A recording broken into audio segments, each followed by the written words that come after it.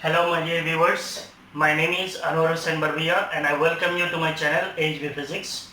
So we are studying the fourth chapter in class 12 physics. It is moving charges and magnetism. In last class we have studied the motion of charge particle in combined electric and magnetic field. Motion of charge particle in combined electric field and magnetic field. So when a charge particle moves in a region where both electric field and magnetic field are present, that is the motion of charge particle is perpendicular to both electric field and magnetic field. So in a region, if there are electric field and magnetic field are perpendicular to each other, and when the velocity of the charge particle is perpendicular to both electric field and magnetic field, what will be the motion we have studied. Next we have studied about the velocity selector and mass spectrometer. So in today's class we are going to study cyclotron. So what is cyclotron? Basically a cyclotron is a device which uses both electric field and magnetic field. So electric field and magnetic field को दोनों को use करता है. So there we will use a charge particle. That charge particle will be moving in the region where both electric field and magnetic field are present. Both electric fields and magnetic fields are perpendicular to each other, and the velocity of the charge particle will be perpendicular to both electric field and magnetic field. So here it will not be perpendicular to both electric field and magnetic field. We will see here. So what is basically a cyclotron? A cyclotron is a device which is used to accelerate positively charged particles. The positively charged particles are like protons, as well as protons, alpha particles and deuterons. So what is alpha particles? Alpha particles are the nucleus of helium atom, and both protons, alpha particles and deuterons, these are positively charged particles. So first we have written what is cyclotron. A cyclotron is a device used to accelerate positively charged particles like protons, alpha particles, deuterons, etc. and ions to high energies. Next is uses of cyclotrons. So what are the uses of cyclotrons? Cyclotrons are used to bombard nuclei. Bombard nuclei का मतलब क्या है? किसी एक nucleus को, मान लीजिए ये कोई एक न्यूक्लियस है, इसको बम्बार्ड किया जाता है, मीन्स इसको हाई स्पीड से इसको टारगेट करके इसको क्या किया जाता है? बम्बार्ड किया जाता है, मीन्स इसको स्ट्राइक कराया जाता है with energetic particles. So high energetic particles से इसको बम्बार्ड किया जाता है to study the resulting nuclear reactions. So resulting nuclear reactions को study करने के लिए यूज किया जाता है. मीन्स इससे क्या होता है? ये न्यूक्लियर रिएक्शन होकर ये टूटेगा, तो इनका प्रॉपर्टीज को स्टडी करने के लिए बेसिकली इस्तेमाल किया जाता है. Cyclotrons are used to implant ions into solids. So cyclotron का बेसिकली क्यों यूज किया जाता है? Implant ions into solids. So solids के अंदर में ions को डालने के लिए इस्तेमाल किया जाता है and modify their properties or even synthesize new materials. तो solids के अंदर जब ions को डाला जाता है तो इनका नया properties आता है, तो इनका properties को change करने के लिए as well as to synthesize new materials, नया materials को produce करने के लिए भी use किया जाता है.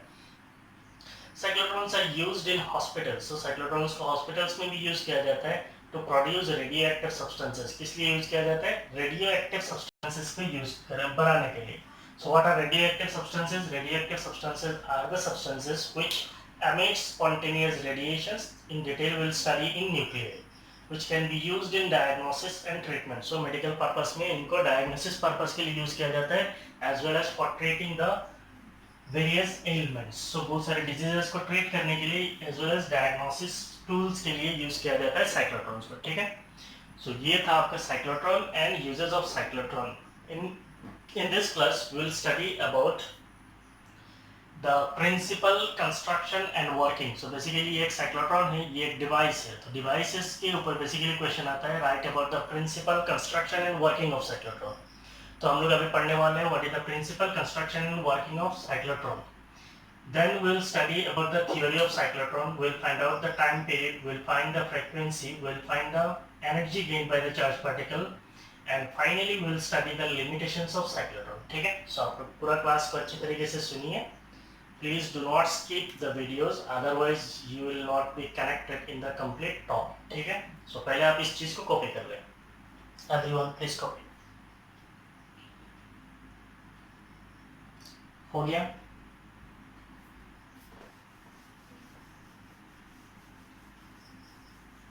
So basically हमने यहाँ पे देखा है cyclotrons are the devices which are used to accelerate positively charged particles like protons, alpha particles and deuterons as well as ions to high energies Basically, these high energies particles are used to carry out nuclear disintegration process. Nuclear disintegration का मतलब क्या है? Nucleus को तोड़ना है और nucleus के बारे में स्टडी करना है, न्यूक्लियर रिएक्शंस के बारे में स्टडी करने के लिए यूज किया जाता है।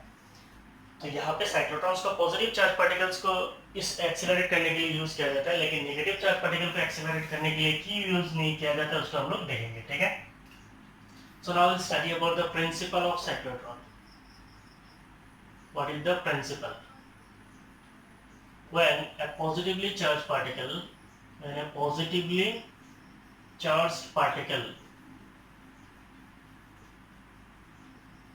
is made to move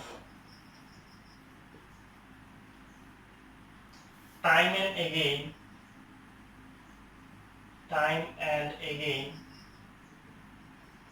in a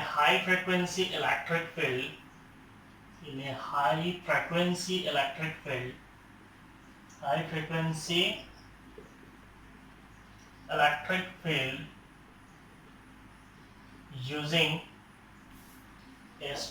electric field, using a strong magnetic field, when a positively charged particle is made to move time and again in a high frequency electric field using a strong magnetic field, it gets accelerated and acquires large amount of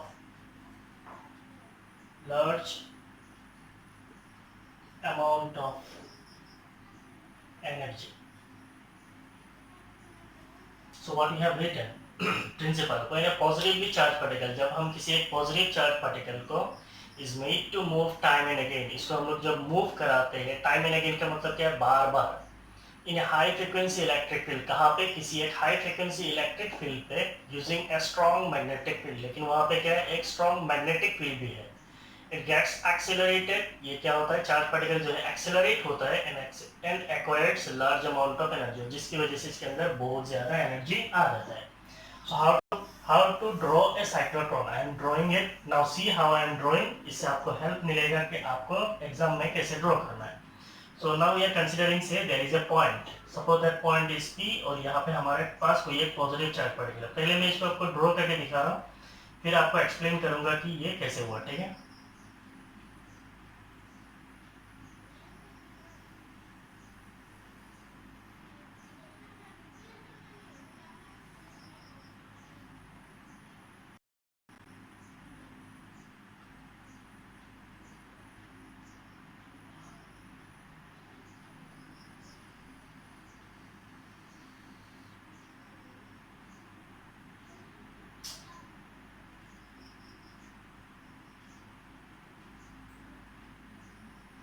ये drying of camera करने से ही अच्छा है, ठीक है।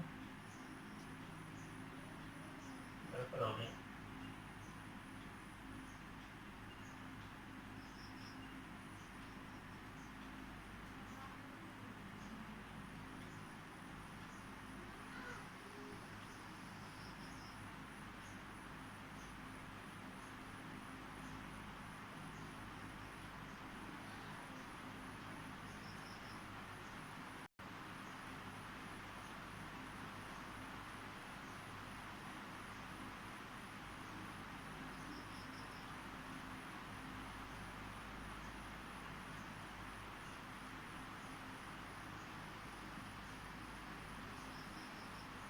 Basically cyclotron को construct आप एकदम बिल्कुल स्ट्रेट ड्रॉ करेंगे, ठीक है। मेरा हाथ उतना सीधा नहीं है। साइक्लोट्रॉन ड्रॉ करने के लिए आपको दो डीज की जरूरत पड़ता है। से दीज आर द टू डीज।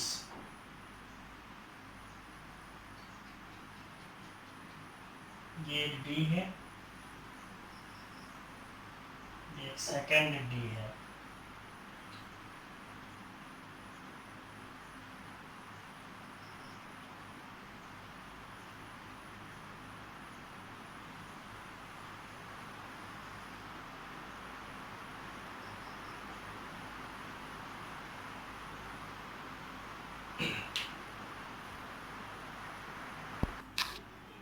तो मैं आपको डी सिस्टम के बारे में बता रहा हूँ। तो ये बेसिकली क्या है? ये एक डी है, ये एक दूसरा डी है, ठीक है। इसके बीच में यहाँ पे कोई एक पॉइंट है, इस पॉइंट का नाम मान लीजिए P है, यहाँ पे कोई पॉजिटिव चार्ज रखेंगे तो ये ऐसे गोल गोल घूमेगा। ये गोल गोल क्यों घूमेगा मैं आपको बता रहा हूँ। घूम घूम के फिर यहाँ से निकलेगा। फिर यहाँ पे एक प्लेट होता है, इस प्लेट का नाम है डिफ्लेक्टिंग प्लेट या फिर डिफ्लेक्शन प्लेट। इसको हम लोग डिफ्लेक्शन प्लेट भी कहते हैं। ये हो गया आपका एग्जिट पॉट, यहाँ से निकलेगा।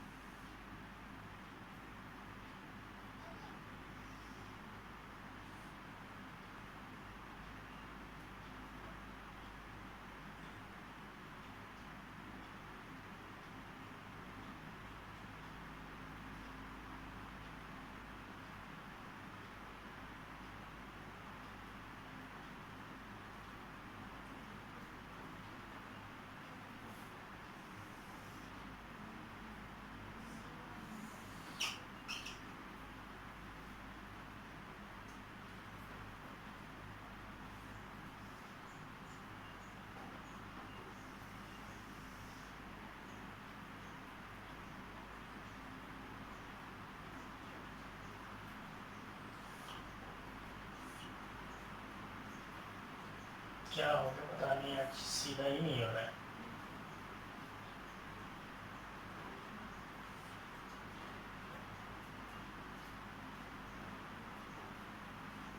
ठीक है,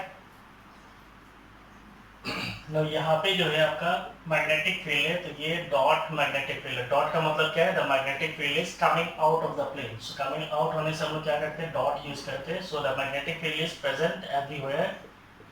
इस पूरा सिस्टम में आपका मैग्नेटिक फील्ड हर जगह पे प्रेजेंट है। So this dots represent the magnetic field and the magnetic field are coming out of the plane at each and every point. ठीक है, सो हर एक पॉइंट पे मैग्नेटिक फील्ड है। और मैग्नेटिक फील्ड कैसा है, magnetic field is coming out of the plane, इसीलिए हम लोग डॉट से रिप्रेजेंट कर रहे हैं। तो ये पूरा स्पेस में आपका मैग्नेटिक फील्ड है। क्लियर?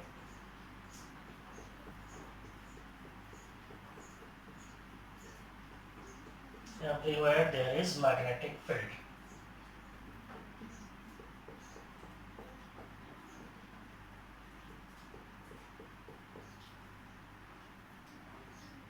Done. हर जगह पे मैग्नेटिक फील्ड है। ठीक है, अब इसको स्पेसिफिकेशन लिखेंगे। ये बेसिकली आपका, यहाँ से आपका चार्ज पार्टिकल निकल के आता है, इसको हम लोग बोलते हैं एग्जिट पॉट। यहाँ पे आपका कौन सा चार्ज मिलेगा, accelerated charge particle, accelerated charge particle.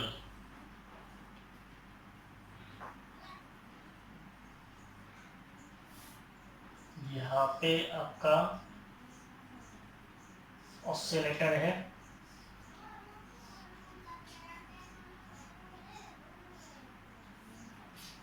और SCILLATOR, इसको हम लोग बोलते हैं ऑसिलेटर। ये से इसका नाम है मान लीजिए D1, ये जो है D लेफ्ट साइड का वाला, ये मान लीजिए D2 है, और ये आपका D1 है।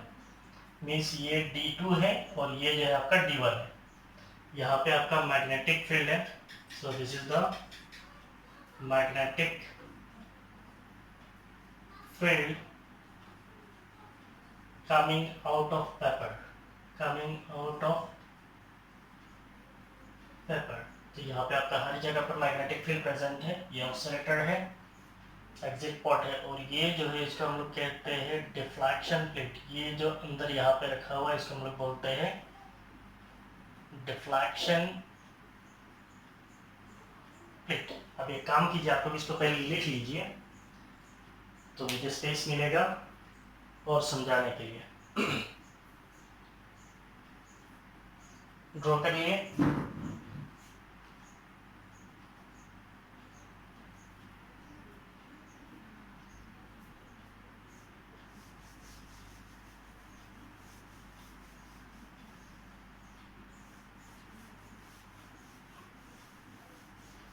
Now we have to understand this construction, means ये कैसे कंस्ट्रक्ट किया गया है। ठीक है, सबसे पहले साइक्लोट्रॉन कंसिस्ट ऑफ 2 Ds। इसके अंदर क्या होता है, 2 Ds होता है।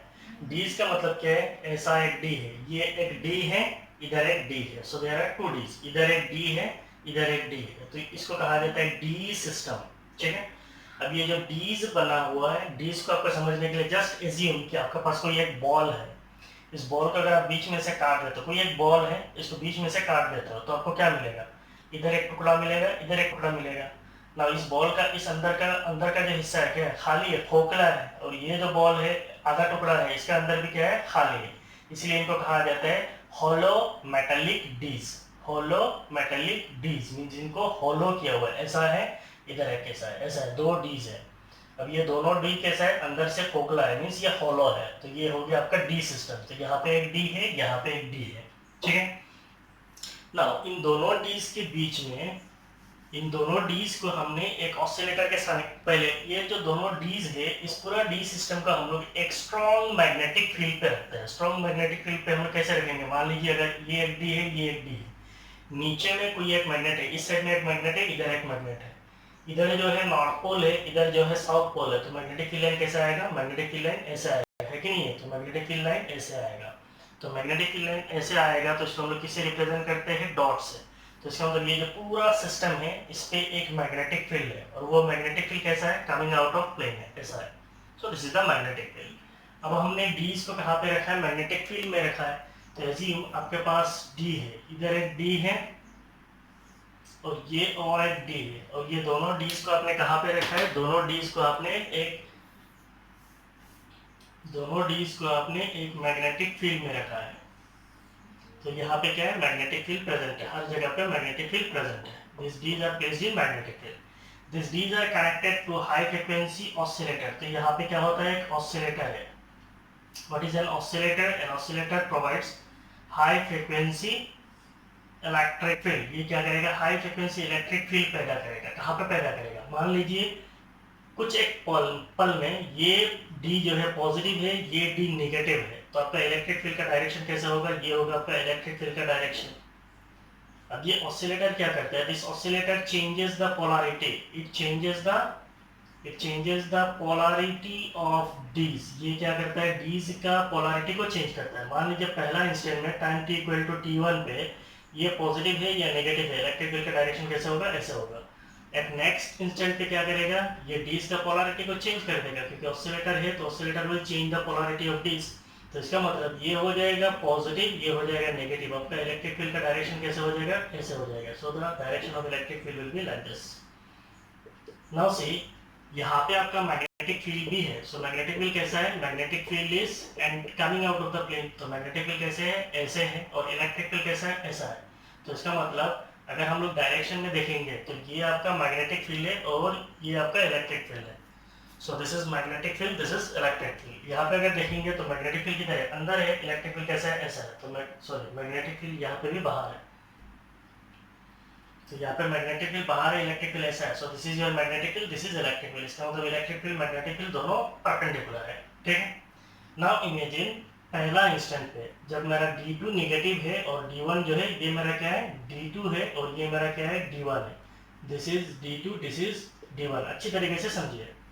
हमने यहाँ पे बीच में किसी एक पॉइंट पे एक पॉजिटिव चार्ज को रखा है। कौन सा चार्ज को रखा है, पॉजिटिव चार्ज को रखा है। तो ये पॉजिटिव चार्ज जो है एक्सेलरेट होगा, this positive charge will be accelerated toward D2। ये D2 की तरह एक्सेलरेट होगा। क्यों, क्योंकि ये पॉजिटिव है। ये पॉजिटिव प्लेट इसको क्या करेगा, रिपेल करेगा, नेगेटिव प्लेट क्या करेगा, अट्रैक्ट करेगा। तो आपका पॉजिटिव जो चार्ज पार्टिकल आपने यहाँ पे रखा है, वो क्या होगा, एक्सेलरेट होगा, किधर जाएगा, D2 की तरफ जाएगा।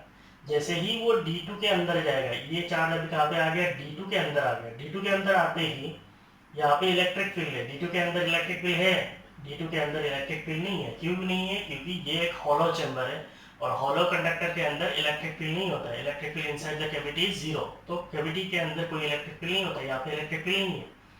अब यहाँ पे क्या है, यहाँ पे खाली मैग्नेटिक फील्ड है। अब चार्ज पार्टिकल का जो वेलोसिटी है, चार्ज पार्टिकल का वेलोसिटी कैसा है, ये हो गया आपका चार्ज पार्टिकल का वेलोसिटी। मैग्नेटिक फील्ड कैसा है, magnetic field is coming out. So ये हो गया मैग्नेटिक फील्ड, और वेलोसिटी कैसा है, ऐसा है।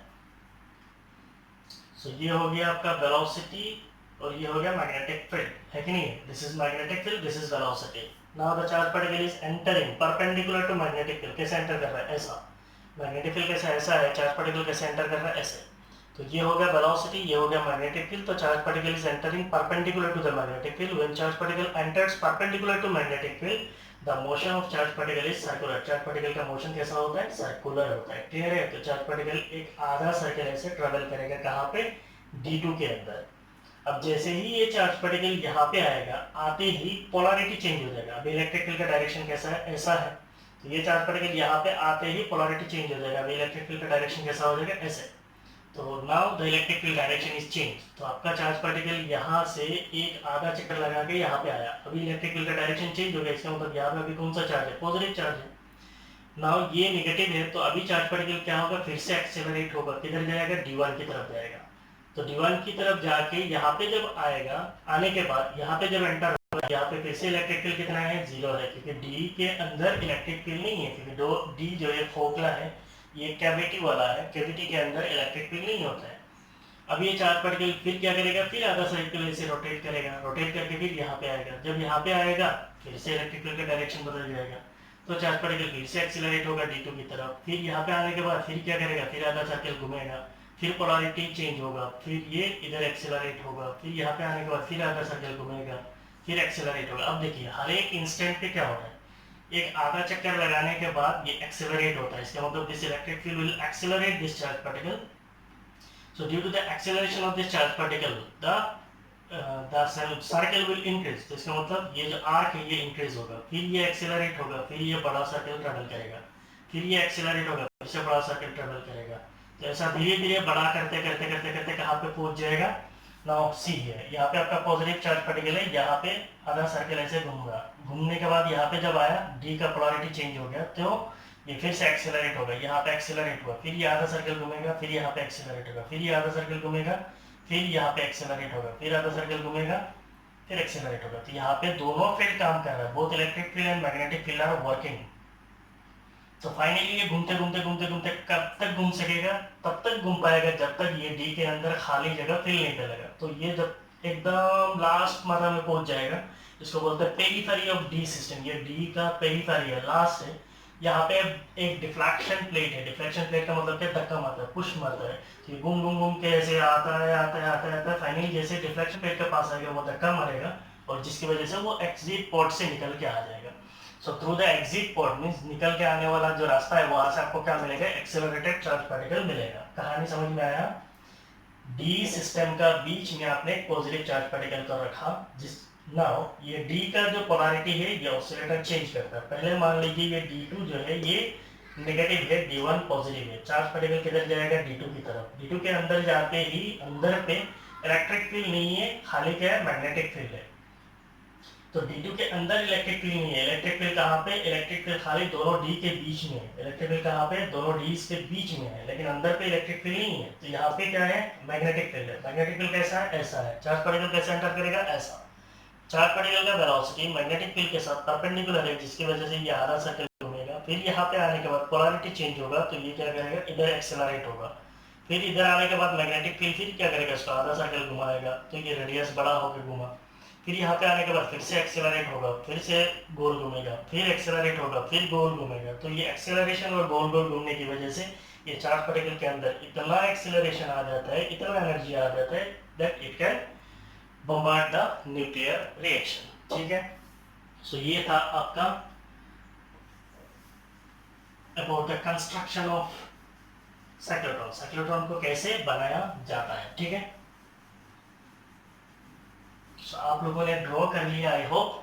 अभी मैं ऑफ कैमरा चले जाऊंगा, आपको कंस्ट्रक्शन एंड वर्किंग पार्ट जो है इसको लिख के दे दूंगा ताकि वीडियो का लेंथ छोटा हो जाए। ठीक है, now will study the construction and working of cyclotron. So what is the construction? It consist of two hollow D shape metallic chambers. तो आपका इसका कंस्ट्रक्शन के अंदर क्या होता है? दो hollow D shape metallic chambers होता है, इधर एक डी होता है, इधर एक डी होता है, दोनों हॉलो होता है।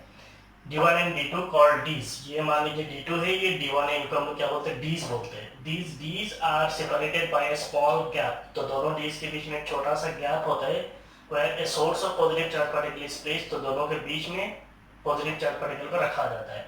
These are connected to high frequency oscillator. तो ये दोनों Ds को high frequency oscillator के साथ नीचे कनेक्ट किया जाता है, which provides high frequency electric field. Oscillator क्या करता है? High frequency electric field provide करता है. तो ये क्या करता है? Polarity को change करता है.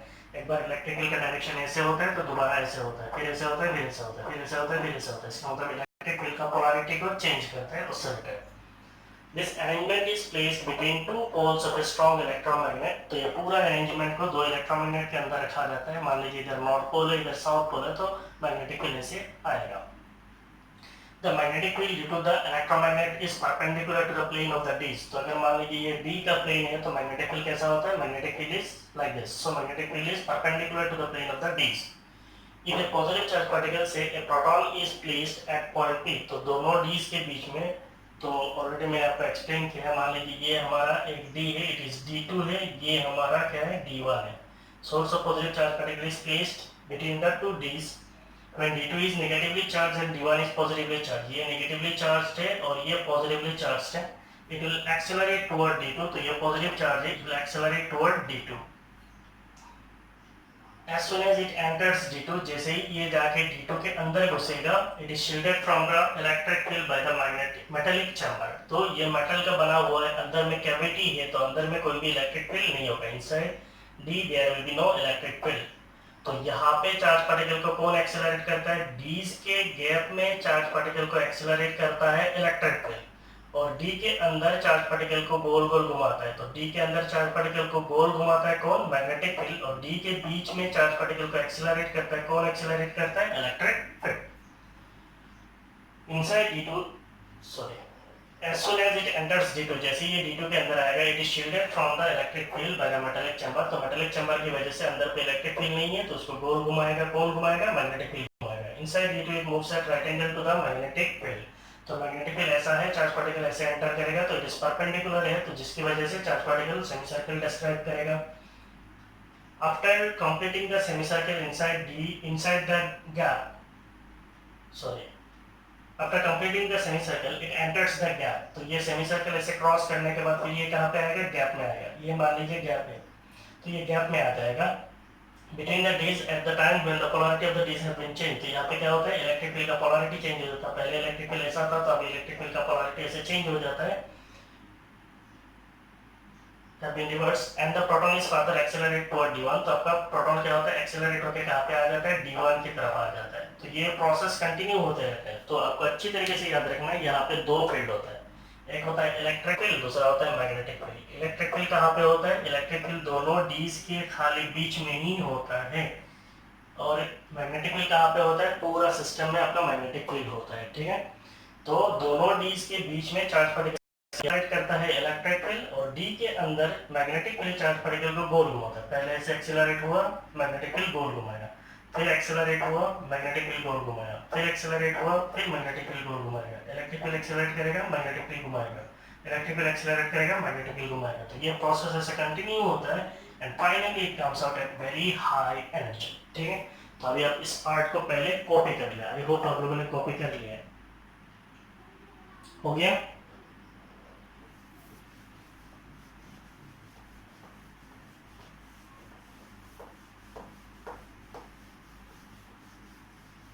इसका वर्किंग अभी खत्म नहीं हुआ है. आपका चार्ज पार्टिकल पहले D2 की तरफ गया, फिर D2 की तरफ जाने के बाद D2 के अंदर सेमी सर्कल डिस्क्राइब किया, फिर गैप में आया. गैप में आते ही पोलैरिटी चेंज हुआ, पोलैरिटी चेंज होने के बाद फिर से एक्सेलरेट हुआ, फिर कहाँ पे आया? D1 के अंदर आया.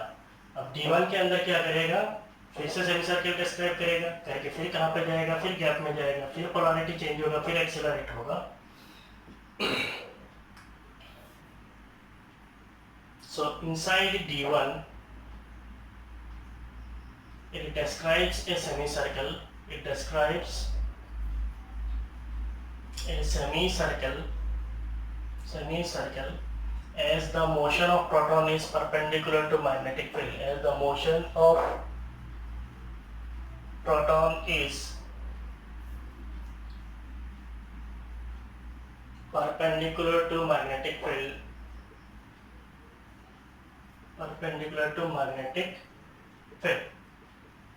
This process continues. This process continues until the charge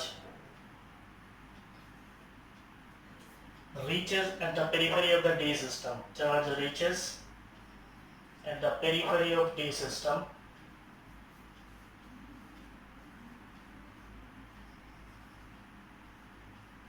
इसका मतलब क्या है, ये आपका ऐसा घूमना घूमना घूमना होता रहेगा कहाँ तक, एकदम पेरीफेरी तक, मीन्स उसके बाद और घूमने की जगह ही नहीं है, पेरीफेरी ऑफ डी सिस्टम तक घूमेगा, तो यहाँ पे यहाँ तक आएगा, ठीक है।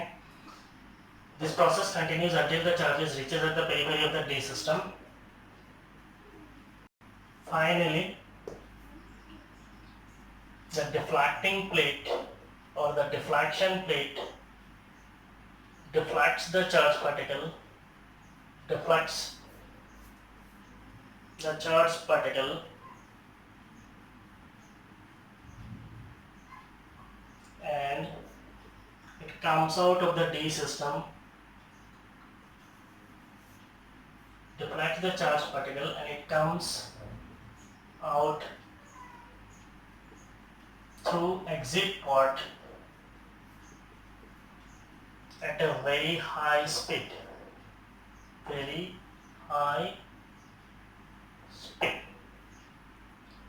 फाइनली डिफ्लेक्शन प्लेट में जाने के बाद डिफ्लेक्शन प्लेट उसको क्या करेगा, धक्का मार उसको आउट कर देगा, ठीक है। and it will come out at very high speed, means it will have very large amount of kinetic energy. So next we have to study the theory. In theory we will study the time period, frequency, all this. When a positively charged particle,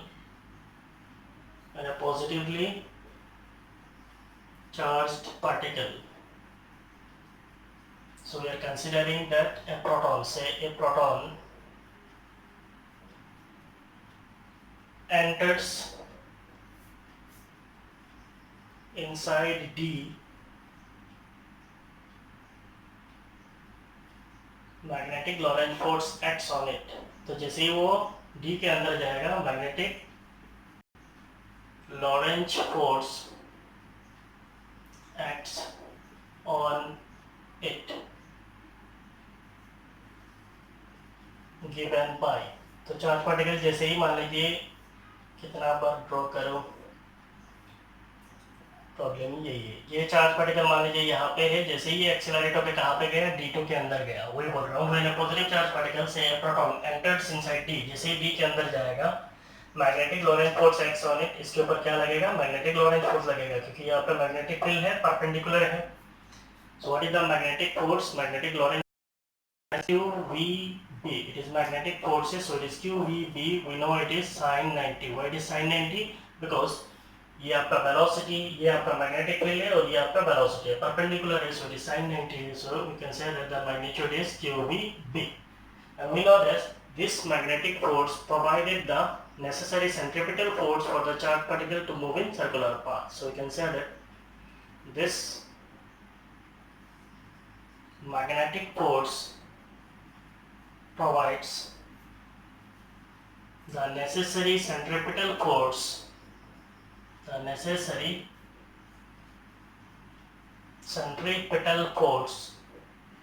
this magnetic force provides the necessary centripetal force to the charged particle,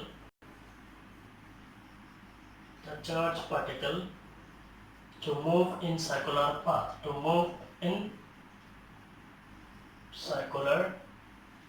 मान लीजिए वो circular path का radius अगर r है, then we can say that this is the Lorentz magnetic force. Lorentz magnetic force is QVB. It will provide the centripetal force to the charged particle. Say it is mv square by r. So b will get cancelled. So what will be r? The radius of the path will be mv divided by qb. So this will be the radius of circular path. We have already derived it for the motion of charged particle when the velocity of the charged particle is perpendicular to magnetic field. Now you copy this. So the first part is the part of your working का part है, working end हुआ, then we have started theory में हमने लिखा है जब कोई charge particle होगा, पॉजिटिव चार्ज पार्टिकल, उसको हम लोग जब मूव कराएंगे तो motion of charge particle is perpendicular to magnetic field, जिसकी वजह से उसके ऊपर लॉरेंट मैग्नेटिक फोर्स लगेगा, What will be the magnitude of Lorentz magnetic force? It is QEB sin 90. Why? Velocity is perpendicular to magnetic field. जो magnetic force होगा वही centripetal force provide करेगा चार्ज पार्टिकल को गोल गोल घूमने के लिए। तो इसका मतलब Lorentz magnetic force is Q V B which will be mv square by R. यहाँ से अगर हम लोग रेडियस निकालेंगे then it will be mv divided by Q B. So this is the radius.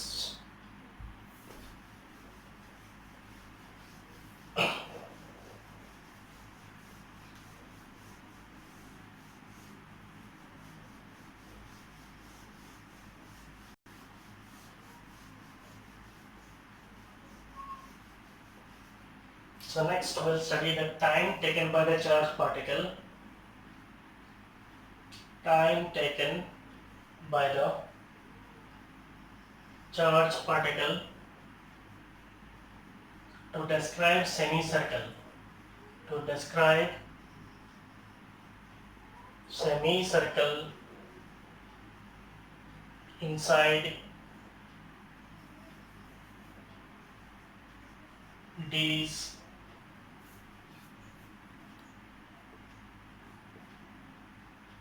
time taken by the charged particle to describe semicircle inside D is, so what if we denote the time as t, तो d के अंदर charge particle कितना घूमता है? आधा घूमता है। मान लीजिए इसका जो रेडियस है that radius is r, so what will be the time? It will be the distance. What is the distance? The distance will be pi r divided by distance divided by speed, that is velocity. Suppose that velocity is v, so it will be equal to pi r by v. So it is pi divided by v. What is r? R is mv divided by q. mv divided by qb. So v will get cancelled. So we'll have pi m divided by qb. So pi m by qb is the time taken to describe the semicircle inside the disk. Pi m by qb. Now I can calculate the time period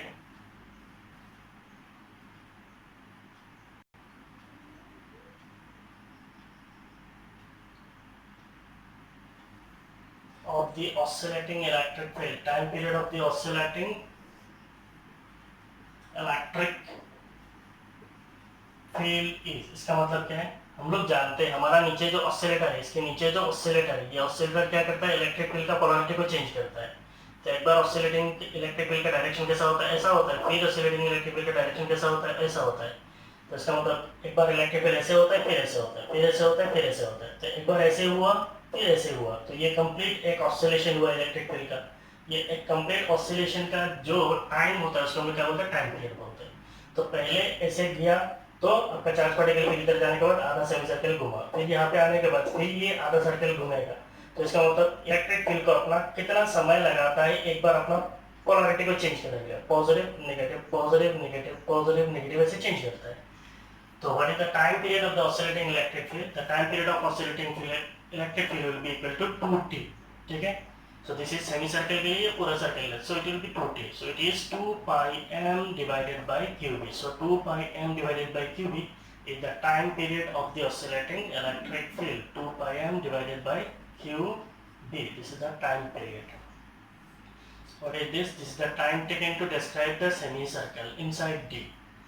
Next we will calculate the cyclotron frequency. Cyclotron frequency, or we call it as magnetic resonance frequency.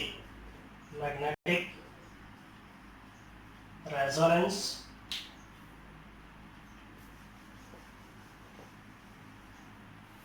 cyclotron frequency या फिर magnetic resonance frequency.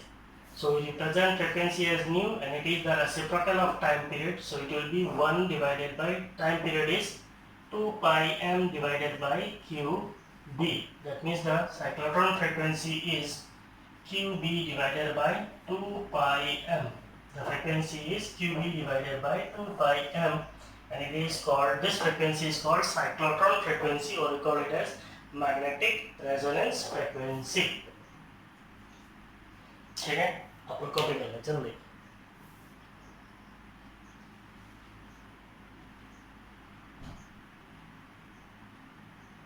हो गया?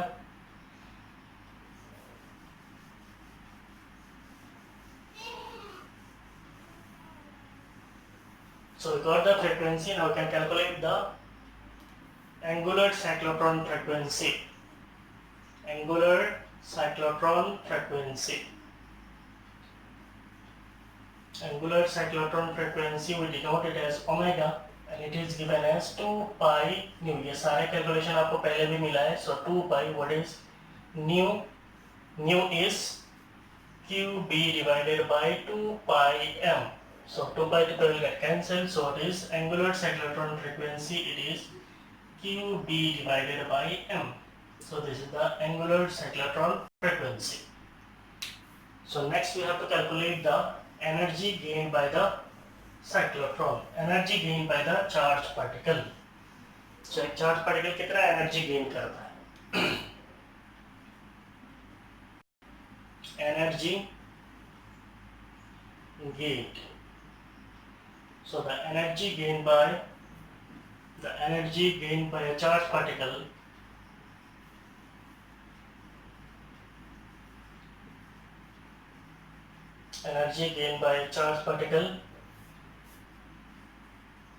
inside cyclotron is. So what is that energy? Charged particle का motion की वजह से energy है. So that energy will be kinetic energy. And what is kinetic energy? Kinetic energy is given as half mass velocity square. So what is the velocity? We know radius is mv by qb. So what will be the radius? What will be the velocity? It will be qbr divided by m. Substitute, you will get the expression for energy gained. So it will be equal to half mass velocity is qbr divided by m. कहाँ से लिखा है? R is mv divided by qb. So qbr divided by m is velocity. We have substituted there. So mv square. So what will be the energy gain? Energy gain will be equal to q square b square r square divided by 2m square. So it will be 2m. So this is the energy gained by the charged particle inside cyclotron. So what will be the maximum kinetic energy? Maximum kinetic energy gained by the particle is, suppose that maximum kinetic energy is E max. It will be equal to Q is charge magnitude, B magnetic field, R. So this radius can be maximum. Okay, so it will be divided by 2ism. So this radius should be the maximum radius square. So where the energy gain will be maximum, the energy gain will be maximum when the charged particle reaches at the periphery of the D system. ये periphery में आया, तब क्या होगा? आपका radius जो है वो maximum होगा. That is, the kinetic energy is maximum when the charged particle is at the periphery of the D system. So the kinetic energy is maximum. Kinetic energy is maximum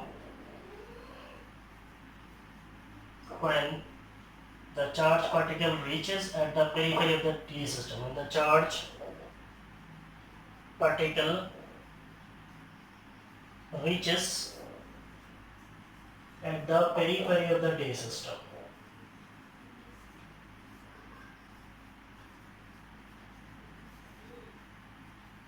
So this is all about the theory of cyclotron. आप इसको जल्दी जल्दी copy कर लें. So we got the time period, we got the frequency. We call it the frequency as cyclotron frequency or magnetic resonance frequency. Then we have calculated angular cyclotron frequency. Now we have calculated the energy particle inside cyclotron. इसमें और एक important question आता है, what are the limitations of cyclotron? तो cyclotrons का क्या क्या limitation है? And why electrons cannot be accelerated using cyclotron? Electrons को हम लोग cyclotron से accelerate क्यों नहीं कर सकते? So we'll study limitations of cyclotrons. Limitations of cyclotrons.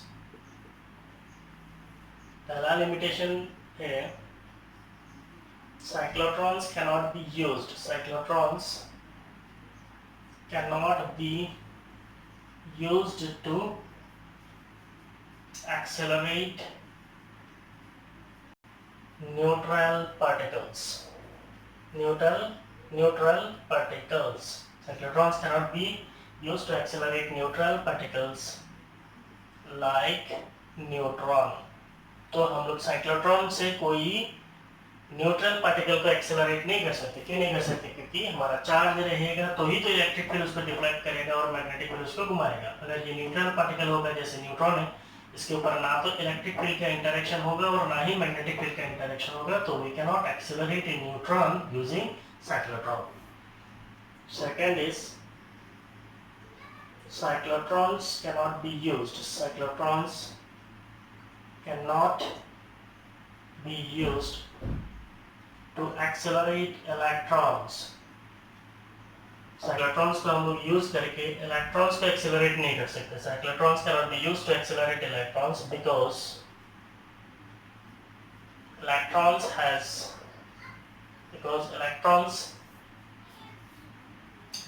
very little mass. Very small mass.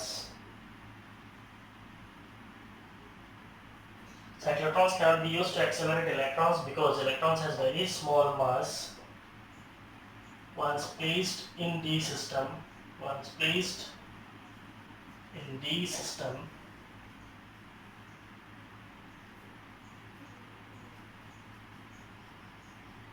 electrons will acquire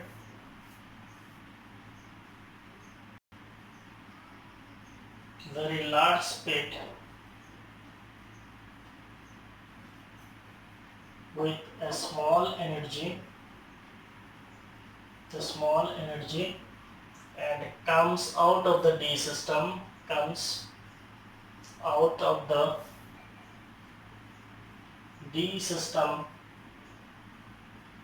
very quickly.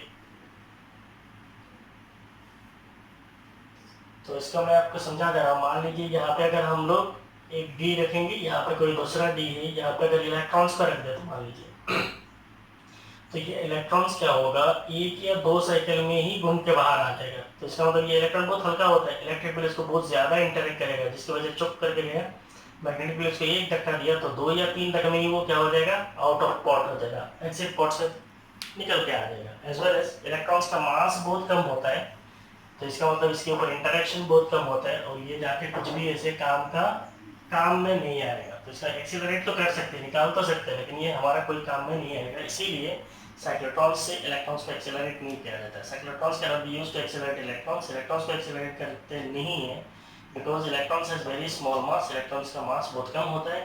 once placed in D system, लिखने से थोड़ा सुंदर लगेगा. once placed in D system, जैसे D system में रखेंगे electrons को रहते हैं very large speed with a small energy, छोटा एनर्जी में बहुत ज़्यादा स्पीड में आ जाएगा and comes out of the D system very quickly, और वो D system से बहुत जल्दी निकल के आ जाएगा. ठीक है.